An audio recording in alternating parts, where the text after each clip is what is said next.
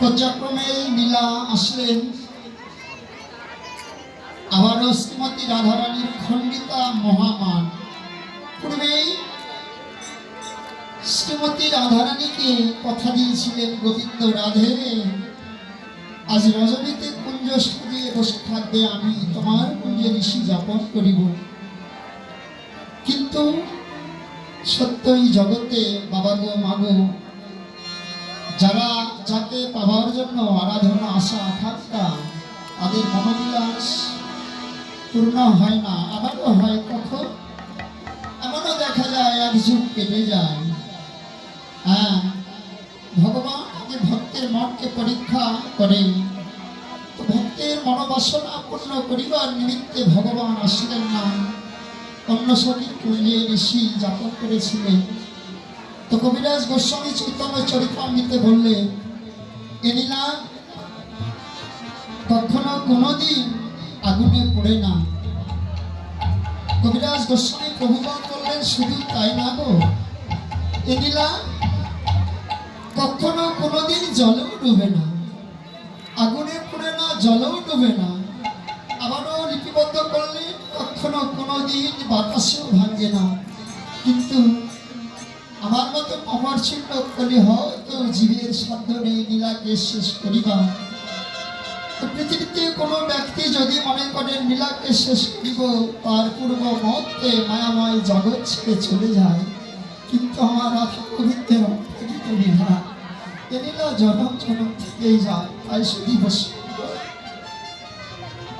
আমার মতো পাপার চিহ্ন কলির জীবের সাধ্য নেই এ নীলা বর্ণনা করিবার মতো।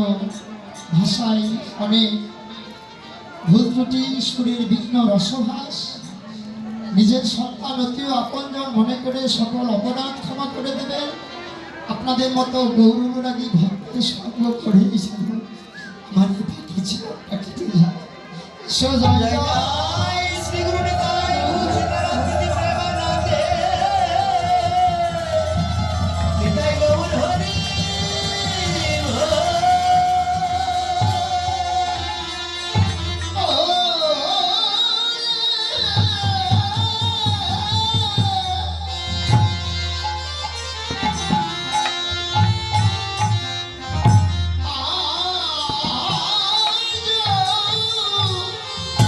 কৃষ্ণ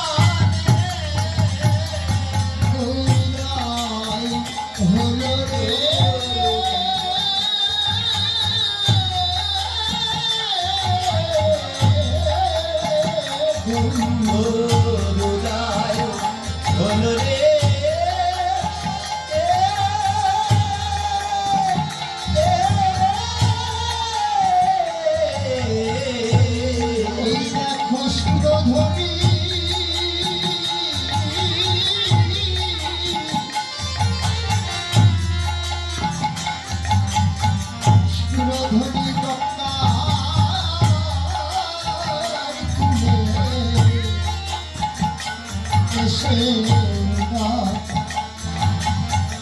হলো রে